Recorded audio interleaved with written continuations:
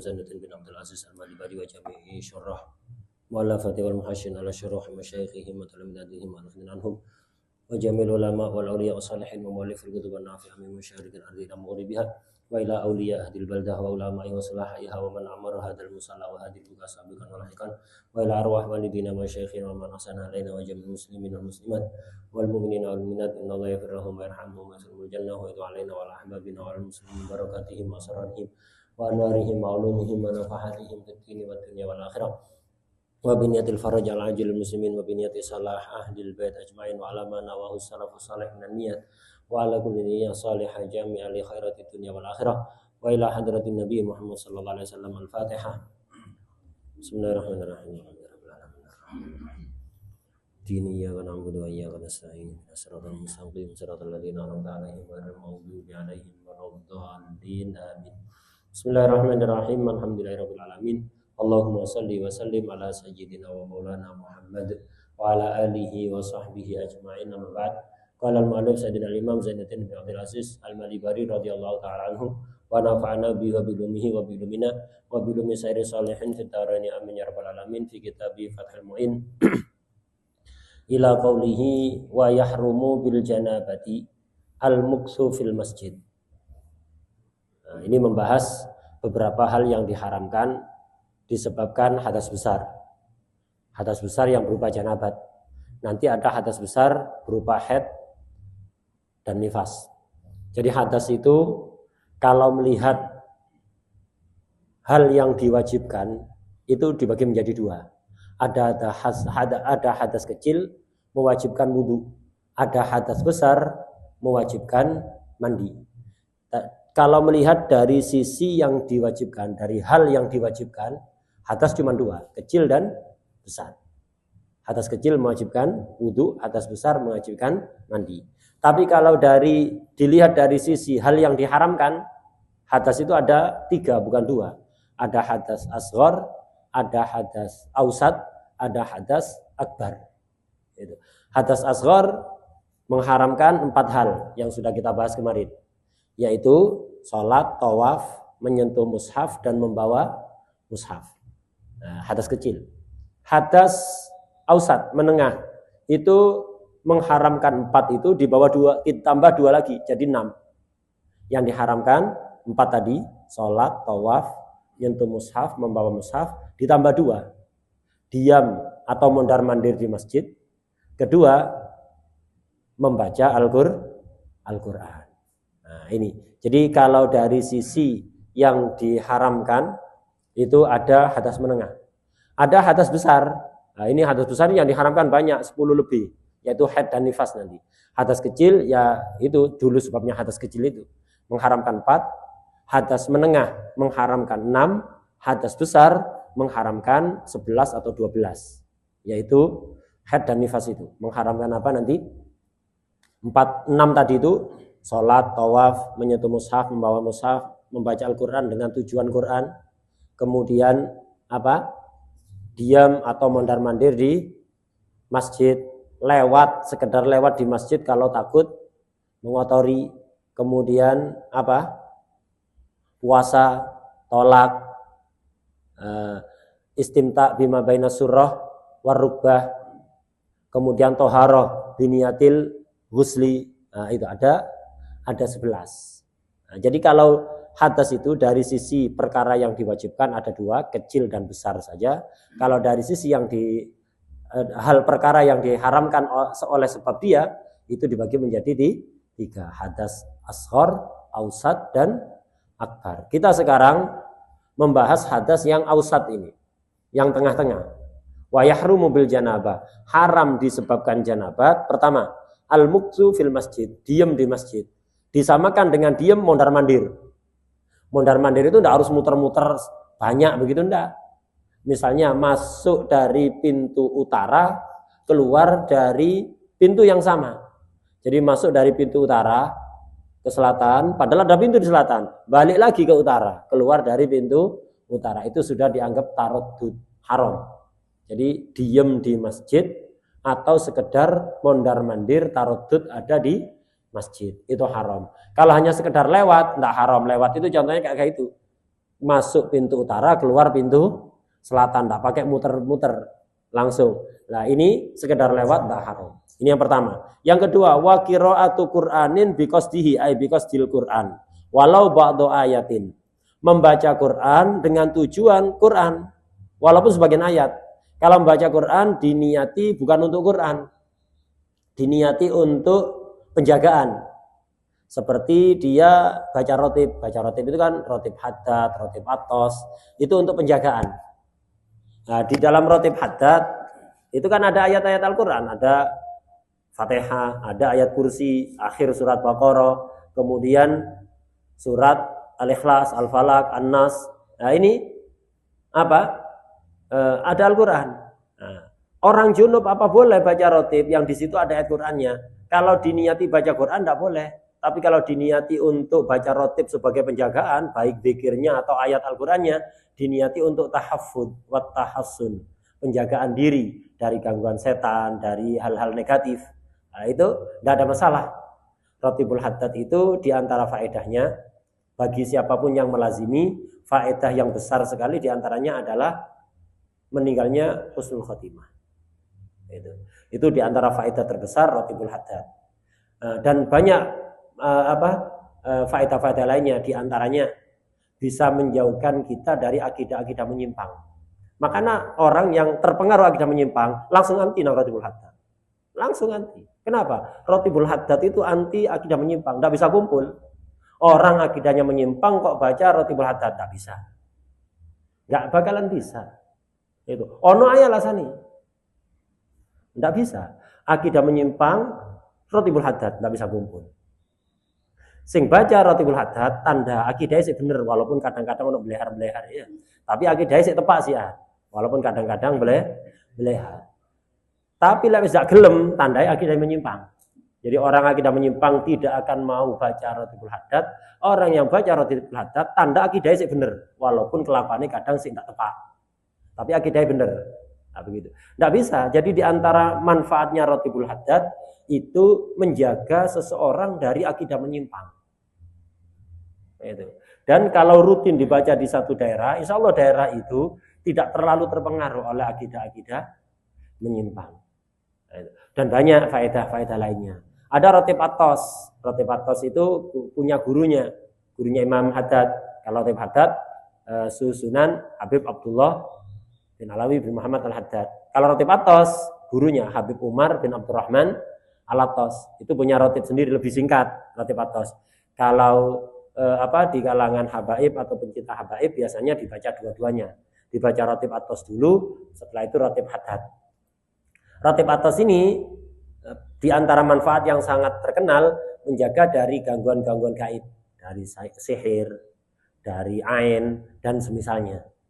Makanya orang kalau kena gangguan sihir atau ain biar terjaga yaitu. Jadi dibacakan itu rotib atos, sakron itu rotib atos, sakron, kemudian hizib Imam Nawawi itu yang sangat masyhur untuk menangkal sihir dan gangguan-gangguan yang semisal. Nah, 3 itu. Rotib atos, wirid sakron, dan hizib Imam Nawawi.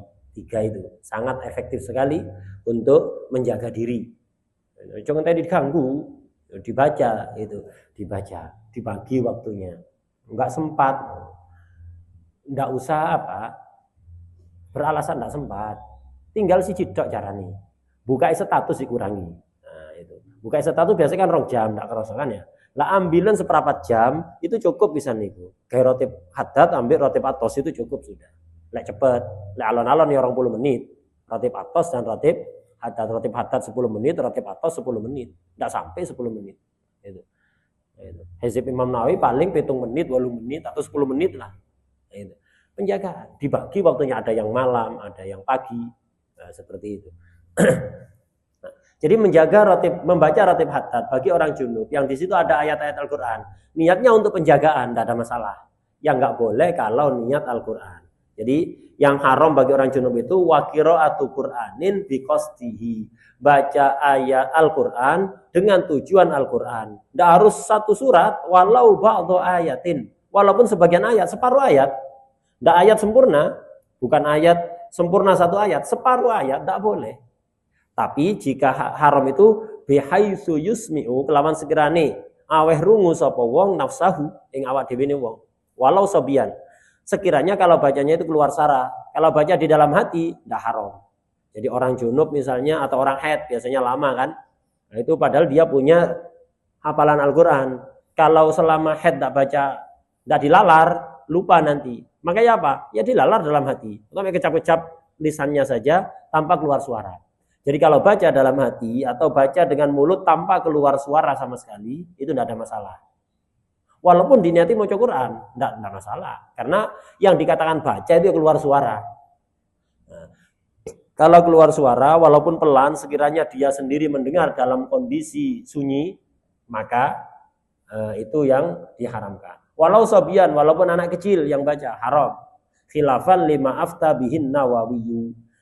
Berbeda dengan fatwanya Imam Nawawi. Fatwanya Nawawi, kalau anak kecil junub baca Quran, maka agak haram. Ya apa surai anak kecil junub kan durung balik. Bisa jadi dia wati atau diwati misalnya. Nah, itu keluar mana ya duduk sopi misalnya, balik maro. Ya, nah itu. Jadi anak kecil junub baca Quran haram menurut pendapat yang utama. Khilafan lima afta bi fatwanya Imam Nawawi, ikhtiarnya Imam Nawawi mengatakan tidak haram. Nah, jadi itu baca Quran yang tujuannya untuk baca Al-Quran. Walaupun diniati yang lain. Jadi misalnya baca Rotibul Haddad. Baca ayat ketika baca ayat kursi itu diniati baca Quran sekaligus wirid untuk penjagaan diri. Nah, boleh. Pokok jangan sampai ada tujuan Al-Quran. Hanya diniati untuk penjagaan. Atau diniati misalnya untuk penjagaan atau untuk wirid misalnya. Atau untuk yang lain. Itu untuk yang lain. Itu. Mau idhoh misalnya. Mau itu junub. Misalnya mau itu nyebut membacakan ayat Al-Qur'an ya, tapi tidak diniati baca Quran, diniati kayak mau itu. Tidak ada masalah. Itu tidak ada masalah, tidak apa-apa. Yang penting jangan diniati Al-Qur'an saja atau diniati Quran plus yang lain, tidak boleh. Kalau diniati yang lain saja, penjagaan, wirid atau yang lain boleh. Atau moro keceplosan moco ayat, tidak niat apa-apa, ini juga tidak ada masalah. Boleh-boleh saja. Ini hadas ausat yang haram 6. 2 ini ditambah yang 4 kemarin. Sholat, tawaf, membawa mushaf, menyentuh mushaf ditambah 2. Al-muksu fil masjid wa qira'atu Qur'anin biqasdihi walau ba'du ayatin. Ini 6 berarti. Sekarang yang haram gara-gara haid. Wa binahwi haidin. Ay wa yahrumu binahwi haidin ini. Lan haram kelawan sebab sepadane haid. Tidak khusus haid, sepadane haid. Haid dan yang semisalnya. Apa yang semisal haid? Yaitu nifas. Yang haram sebab haid dan nifas itu ada 11. 6 tadi itu. Sholat, tawaf, menyentuh mushaf, membawa mushaf, diem di masjid atau mondar mandir di masjid. Kemudian apa? Membaca Al-Quran dengan niat Al-Quran. 6 itu ditambah ini. Wa binahwi haidin. Haram sebab semisal haid atau nifas. La bi khuruji talqin. Ora kelawan sebab metune getih ngelarani mana. Kalau cuma darah, persiapan mau lahiran itu bukan haid. Itu namanya damut talq. Hukumnya sama dengan istihadah. Tidak menyebabkan hadas besar. Tidak menyebabkan haramnya baca Quran dan yang lain-lain enggak. Itu. Tetap dia wajib sholat. Jadi misalnya ada perempuan sudah mulai sakit, persiapan melahirkan. Mulai sakit itu mulai isya begini. Lahirnya besok zuhur. Lah, ini isya wajib sholat. Walaupun ada darah. Isya, subuh. Wajib sholat. Walaupun ada darah. Ya hukumnya seperti daimul hadas. Harus segera cebok. Kemudian disumpet. Dan segera wudhu. Segera sholat. Begitu. Nah, kalau damu tolak tidak mengharamkan. Jadi kalau darah persiapan mau melahirkan. Sudah mulai sakit itu tidak berhukum haid. Ini khusus haid dan semisalnya yaitu nifas. Apa saja yang haram? Ini. Sholatun, sholat, wajib atau sunat. Wa qiraatun, maca Quran, baca Quran. Ya seperti tadi, dengan niat baca Al-Quran, haram. Wa saumun, puasa, wajib atau sunat. Wa yajibu apa qada'uhu, qada' saum las sholatu. las sholati. Jadi qadha puasa bagi orang haid itu wajib. Perempuan ketika Ramadan haid, nanti ketika suci wajib qadha. Lek salat enggak usah. Perempuan seminggu haid, selama seminggu enggak salat, setelah suci enggak usah kok qadha. Bahkan bukan hanya enggak wajib, bal yahrumu apa qadha salat alal aujah. Menurut pendapat yang muktamad versi Fathul Mu'in ngikuti Imam Ibnu Hajar gurunya, orang haid itu tidak wajib qadha sholat setelah suci, bahkan haram.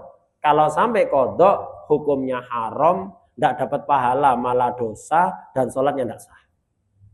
Kalau Imam Romli tidak sampai haram. Orang haid tidak wajib qadha sholat. Kalau qadha sah, tapi makruh dan tidak dapat pahala. Lelapo. Sel kesel ya. Sholat qadha makruh. Sah tapi makruh, ndak dapat pahala. Ini nglakoni sing liyane apa? Kepengin sholat atau sunat lah wis. Sholat sunat dapat pahala malah. Sholat qadha malah ndak dapat pahala, malah kena makruh. Di sini singkat nemen Fathul Mu'in yang haram sebab haid itu disebutkan berapa itu? Sholat, qiraah, shaum. Itu dah ya yang haram. Padahal ada 11. Yang 6 yang tadi itu sholat wajib atau sunnah, tawaf wajib atau sunnah, membawa mushaf, menyentuh mushaf, membaca Al-Quran dengan niat Quran, diem di masjid atau mondar mandir di masjid. 6. 7. Sekedar lewat di masjid jika takut ngotori, jika takut netes. Kemudian puasa wajib atau sunnah. Kemudian apa lagi? Tolak, ya, diceraikan, itu haram bagi laki-lakinya. Kemudian toharo biniatit ta'abud, melakukan toharo dengan niat ibadah. Orang dalam keadaan haid durung mampet atau nifas belum keadaan mampet, niat mandi wajib, menghilangkan hadas tak boleh. Atau niat wudu, melakukan wudu tak boleh, tak sah. Ditambah lagi apa? Kurang 1. Istimta' bima baina surra warubah. Nah itu yang haram bagi orang haid dan nifas, ada 11. Udah. Sekarang beralih kepada pembahasan berikutnya. Selesai dari pembahasan wudu, kita sekarang ke pembahasan yang setelahnya. Wat taharatus tsaniyatu al-ghuslu. Dulu dikatakan syaratnya sholat di awal Fathul Mu'in biyen misalnya oleh setahun. Jadi apa? Syaratnya sholat itu harus pertama toharoh dari hadas dan najis. Toharo ada 2. Pertama toharo dari hadas kecil. Sekarang toharo yang kedua, toharo dari hadas besar. Kita tahu tadi sudah diterangkan, kalau melihat sesuatu yang diwajibkan, toharo itu hanya apa? Hadas itu hanya ada 2. Hadas kecil mewajibkan wudu, hadas besar mewajibkan mandi, baik itu janabat, haid ataupun nifas atau yang lain. Wa toharatu tsaniyatu al-ghuslu. Yang kedua, toharo yang kedua itu mandi. Apa itu mandi? Huwa lughatan iku sayalanul ma'i miline banyu ala syai'i. Pokok air mengalir ke sesuatu. Air mengalir di atas karpet, di atas lantai, di manapun itu namanya namanya ghuslu atau ghuslu. Ini secara bahasa. Wa syar'an, makna secara syara, sayalanuhu miline ma' ala jami'il badani bin niyati. Ini definisinya mandi secara syarak. Air mengalir ke seluruh badan, tidak harus dialirkan, milih sendiri tidak apa-apa. Shower dibuka, kita diem di bawahnya. Kan nggak dialirkan itu, ngalir sendiri. Atau ada pancuran, kita berdiri di bawahnya. Atau ada hujan, kita berdiri hujan-hujanan.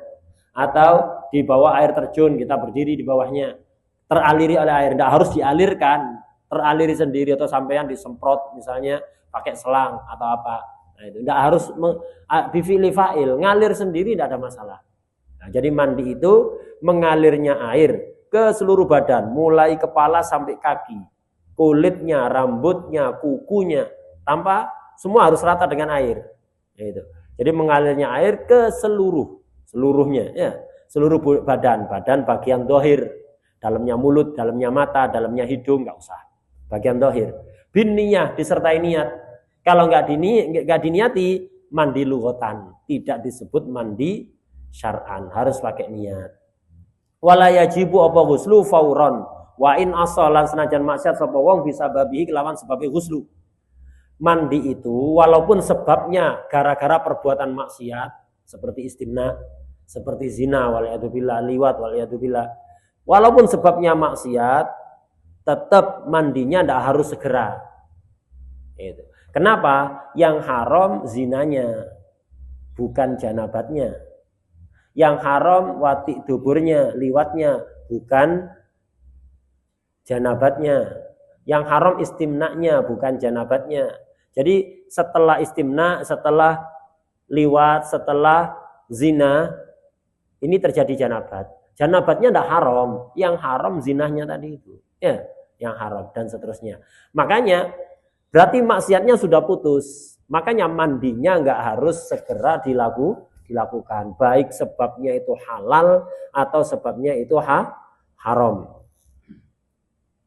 Bi khilafi najisin, kelawan beda najis, asal kang maksiat sapa wong bisa babi kelawan sabab najis. Beda kalau najis. Yang jika pakaian atau badan kita itu najis, yang sebabnya maksiat, wajib segera disucikan. Kalau enggak haram terus. Ya apa contohnya najis yang maksiat? Enggak ada gunanya. Badan kita itu kita najiskan. Wis ero nak tembelek didulit. Apa didulit? Saking cek rasane dulit. Iseng haram itu ya. Ada got, sekali dijeblungno. Ulah kok iseng. Itu jadi nggak ada gunanya. Diam-diam itu ada got, tahu kalau itu najis, sikile jeblungno. Dicemplungno kakinya ke situ. Haram ini. Dan yang haram itu menajiskan kakinya. Ya. Menajiskan kakinya. Lah, berarti selama kaki itu najis haram terus. Karena itu wajib segera disucikan. Ini kalau sebabnya maksiat. Tapi kalau najis bukan sebabnya maksiat, nyeblung got karena memang untuk nguras got. Tidak haram ini. Tidak dosa. Nyeblung got, nguras WC. Gitu. Atau misalnya membersihkan kotoran di teras musola, misalnya ada kotoran ayam, digosok pakai tisu, kena tangan sampean najis. Lah ini karena hajat, tidak maksiat. Karena tidak maksiat, tidak harus langsung dicuci tangannya. Tidak harus langsung disucikan. Itu. Yang penting lek mangan ya wis dhisik lah begitu. Itu. Selama enggak melakukan itu, tidak ada masalah. Dibiarkan najis itu tidak ada masalah. Nah, tapi enggak ada hajat menajiskan pakaian atau badan, itu haram. Tidak ono gonik kayak ini. Itu haram dan harus segera disucikan. Kenapa? Selama najis itu ada, maksiat terus. Beda zina tadi, begitu zinanya selesai, maksiatnya selesai. Janabatnya ini bukan maksiat, sebabnya yang maksiat. Wal ashharu fi kalamil fuqaha'i iku dhammu ghainihi. Maca dhamma ghine ghuslu. Lakinnal fatha iku afsahul wa fasih. Ghuslu apa ghuslu sih sing tepat? Yang lebih masyhur di dalam penggunaan fuqaha itu ghuslu. Mandi itu pakai dhamma, ghuslu. Ini yang lebih sering dipakai oleh fuqaha. Tapi secara bahasa sebenarnya yang lebih fasih, yang lebih tepat itu pakai fathah, ghuslu. Jadi mandi itu ghuslu secara bahasa yang lebih fasih. Lughat yang lebih fasih itu ghuslu. Ghuslu itu cuman sering dipakai oleh fuqaha begitu saja. Wa bidhammiha utawi ghuslu kelawan dhammai ghin iku mustarakun bainal fi'li antara penggawe wa ma'il ghusli lan banyu adus. Jadi ghuslu kalau pakai dhamma itu maknanya mustarak, dua maknanya. Bisa bermakna mandinya, yang nyiram badannya itu, bisa bermakna ma'ul ghusli, air yang dipakai mandi. Jadi ghuslu bisa bermakna mandi perbuatannya, bisa bermakna airnya, air yang dipakai mandi. Mujibuhu arbaatun, yang utai kang wajibno ghuslu iku arbaatun. Jadi yang mewajibkan mandi itu ada 4. Orang mandi itu wajib kalau ada salah satu 4 ini. Mandi toharo itu banyak, ada yang wajib, ada yang sunnah. Sekarang yang menerangkan yang wajib dulu. Jadi sesuatu yang mewajibkan mandi itu ada 4. Ahaduha, yang pertama, khuruju maniyihi awalan. Keluar maninya dia sendiri untuk pertama kali. Ini yang mewajibkan mandi. Jadi keluarnya maninya dia. Kalau maninya orang nggak mewajibkan mandi. Contoh, ada perempuan misalnya, Itu perempuan memasukkan mani orang ke dalam kemaluannya. Itu. Kemudian delewer, tidak wajib mandi.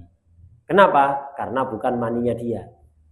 Atau perempuan belum dijamin tidak akan keluar mani. Perempuan misalnya dalam keadaan pingsan, diwati. Tidak mungkin kan dia keluar mani karena dalam keadaan tidak sadar, tidak menikmati. Jadi perempuan dalam keadaan pingsan atau perempuan di bawah umur masih kecil belum balik, dipastikan tidak keluar mani, kok diwati. Nah, setelah diwati mani tadi keluar. Nah, mani ini bukan maninya dia, tidak wajib mandi. Cuman dia wajib mandi gara-gara diwatinya ya. Tapi kalau misalnya setelah mandi gara-gara diwati, kemudian kok maninya itu delewer tadi itu, tidak wajib mandi. Kenapa? Dipastikan ini maninya laki-laki yang mewati. Jadi apa? Nggak wajib mandi. Kalau maninya dia yang keluar itu yang wajib mandi. Awalan keluarnya pertama kali. Kalau keluar yang kedua tidak wajib. Maksudnya kalau kedua ini jangan disalahpahami. Ada laki-laki atau perempuan keluar mani, sudah keluar pertama. Ini mewajibkan mandi. Eman dimasukkan lagi ya. Disuntik begitu ya. Dimasukkan kembali ke dalam. Nah, sehabis itu delewer, tidak wajib mandi nih. Kenapa? Ini keluar mani yang tadi sudah keluar, itu ini dimasukkan lagi keluar kedua kali. Itu wajib, tidak wajib mandi yang kedua itu. Duduk mani kedua itu mani embu itu duduk. Nah, embu ya wajib mandi, masih pempera ya wajib mandi.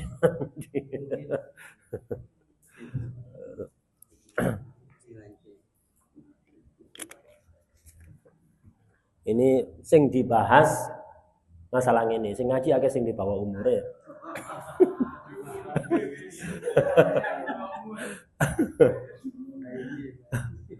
Itu di bawah umur.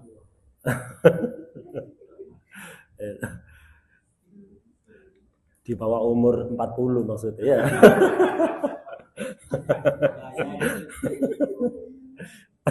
Di bawah umur 40. Wah khuruju mani, jadi khuruju mani awalnya jadi keluarnya maninya dia sendiri bukan hanya orang untuk pertama kali. Itu yang mewajibkan mandi. Mani itu ada tandanya, salah satu dari 3. Wa yu'rafu apa mani bi ahadi khawasihi, kelawan salah sijine piro-piro kekhususan mani asalasi, ada 3. Jadi tanda mani itu 3 ini. Kalau cukup salah satu, tidak harus 3-3-nya. Salah satu tok. Bagaimanapun rasa ketika keluar, warnanya encer, kental atau yang lain, pokok kalau ada salah satu tanda 3 ini berarti mani. Walaupun tidak normal seperti umumnya orang, pokok ada 3 tanda ini, salah satu tok cukup sudah. Itu mani. Pertama, min taladzudin saking rasa enak bikhuruji kelawan metune mani. Ketika keluar terasa nikmat. Walaupun warnanya warna darah dan baunya tidak bau mani, tapi keluarnya itu terasa enak. Nah, berarti mani itu. Atau kedua, autadafukin atau jeret-jeret ya. Nah, itu. Jadi keluarnya itu bertahap, enggak itu koyok nguyuh enggak ya. Jadi keluarnya itu bertahap. Nah, ini mani berarti. Walaupun ketika keluar enggak terasa enak, tapi keluarnya begitu. Nah, jeret-jeret kayak gitu ya. Nah, itu tanda mani. Walaupun enggak terasa enak ketika keluar. Ketiga, aurihi ajinin utawa ambu adonane roti rotban haliteles utawa rotban haliteles wabayadi bidin lan ambu putine endok wabayadi baidin lan ambu putine endok jafan hale kang garing. Mani itu kalau masih basah baunya seperti adonan roti yang dari gandum. Itu persis baunya itu. Adonan roti dari gandum. Kalau kering itu baunya seperti putihnya telur. Jadi mani kalau masih basah baunya seperti adonan roti gandum. Kalau mani itu sudah kering baunya seperti putihnya telur. Duduk putihnya telur sing garing, maninya yang kering. Kalau sudah kering dia baunya seperti putih telur. Itu tandanya. Pokok salah satu ini ada tanda sudah mani berarti. Kalau tidak ada ya bukan. Fa in fukidat mongko lamun ora ono apa hadil khawasu ya fala ghusla. Kalau 3 tanda ini 3-3-nya tidak ada, ya tidak wajib mandi. Berarti bukan mani. Walaupun teksturnya seperti mani. Tapi kalau tidak ada 3 tanda ini, tiga-tiganya tidak ada, maka bukan mani. Ada salah satu mani, walaupun warnanya warna darah, encer, teksturnya tidak seperti mani. Pokok ada 3 tanda tadi, salah satunya itu namanya mani. Fala ghusla. Naam. Ya bener fala ghusla. Lau syakka. Lamun mamang sapa wong fi syai'in. Amaniyun ana ta iku mani huwa utawi syai' au madyun utawa madi. Kalau ada orang ngelihat di sarungnya atau keluar dari kemaluannya cairan. Bingung dia ini mani apa madi. Biasa arek-arek tas balik itu bingungnya. Balik wis kadaluarsa ya wis paham. Ini. Jadi misalnya pertama kali balik itu bingung, ini cairan seperti ini nih mani apa madi. Atau walaupun wis kadaluarsa, ragu misalnya soalnya enggak normal misalnya, enggak normal seperti umumnya cairan yang biasa keluar. Dia ragu ini mani apa madi dan bingung tanda tadi, oh tanda tadi apa enggak? Syak ini ragu ini. Mani apa madi, maka ya apa hukumnya? Tukhuyira, mongko den keneno milih sapa wong. Maka terserah milih. Walau bitasyahi, walaupun kelawan seneng-senengan, milih sesuai selera maksudnya. Bitasyahi itu maksudnya sesuai selera. Saresen adus milih madi wis. Saresen baumbah milih mani wis. Ndak harus ijtihad. Maksudnya tasyahi itu milihnya ndak harus ijtihad. Ndak harus neliti, diamati, digonang lab, ndak harus. Cukup bitasyahi. Ngikuti selera. Fa in syaa mongko lamun ngersakaken sapa ya ja'ala mongko dadekaken sapa wong hu ing syek manian ing mani. Resikone wa tasala lan adusa sapa wong. Kalau dia kepingin ini nganggep ini mani, ya ndak apa-apa. Berarti sarungnya suci karena mani itu suci, ndak harus dicuci, cuman harus mandi karena janabat. Au matian utawa madi, resikone wa ghasala lan ngumbah sapa wong hu ing madi. Watawaddo'a lan wudu sapa wong. Atau milih menjadikan madi, tapi kalau menjadikan madi ya dibasuh yang kena madi tadi itu, pakaian atau kemaluannya dan wajib wudu karena madi membatalkan wudu. Nah itu. Jadi terserah milih yang mana. Nah, itu tidak kudu ijtihad. Sekarang masalah lain. Dipastikan di sarung itu ada cairan mani. Cuman mani ini sapa? Bingung. Mani ini dewi atau mani ini orang? Nah, di sarungnya, di pakaiannya itu ada. Nah, itu.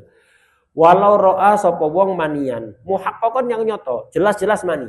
Misalnya, fi nahwi saubihi. Di semisal pakaiannya.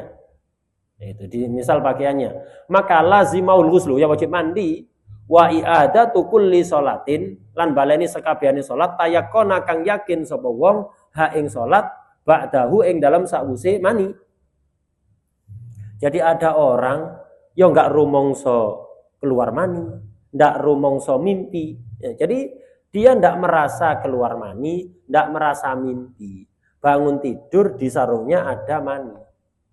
Atau kena mani di pakaiannya itu. Atau di selimut yang dia pakai. Atau di kasur yang dia gunakan untuk tempat tidur. Loh kok ada mani. Padahal saya ndak merasa keluar mani. Ndak nggak mimpi. Ya apa hukumnya ini? Ya terus tek sapa ndak ono wong liya.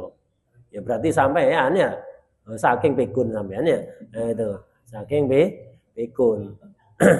Maka konsekuensinya apa? Dia wajib mandi karena dianggap mani tadi punyanya dia. Bukan hanya mandi, wajib ngulang sholat yang diyakini itu dilakukan setelah adanya mani tadi. Misal tidur malam, jam 10 tidur. Malam-malam bangun, tidak sadar, malam jam 3 bangun. Bangun ke jeding, wudhu, sholat isya karena belum sholat isya. Nggak lama subuh, sholat subuh dia. Pagi-pagi pas sarapan, loh kok sarung ini ada mani? Kok selimut ini ada mani? Kok kasur ini ada mani? Tidak ada orang lain. Dia tidak ingat kalau keluar mani, tidak ingat mimpi basah. Ya udah, berarti dia wajib mandi dan ngulang 2 sholat tadi itu. Isya dan subuh karena dia bangun tadi jam 3 kan. Itu. Nah, ada kemungkinan malam dia mimpi, cuman dia lupa. Maka wajib ngulang sholat yang diyakini dilakukan setelah adanya mani tadi. Tapi ini malam yahtamil. Ing dalam selagine ora member. Adatan mungkin memper iku mungkin maksudnya. Ing dalam selagi ini orang mungkin. Adatan ing dalam adate apa kaunuhu anani mani iku min ghairi saking liyane wong. Selama tidak ada kemungkinan itu maninya orang. Kalau ada kemungkinan itu maninya orang, bukan maninya dia, maka tidak wajib mandi. Dan tidak wajib ngulang sholat. Contoh, ada orang nginep di hotel, khususnya hotel-hotel di Jakarta, tidak karu-karuan di Jakarta itu ya. Gitu. Tidak karu-karuan. Hatta di Pasuruan ya, hatta di Pasuruan. Hotel-hotel itu ada yang ma'ruf kayak gunung-gunung itu. Terang-terangan, resepsionis Sinawari atau apa itu terang-terangan di hatta di Pasuruan. Mas'alul afawalafiyah itu. Jadi omongnya Jakarta, tambah tidak karu-karuan di Jakarta itu. Tidak karu-karuan. Gitu. Jadi di Jakarta, kadang ya begitu.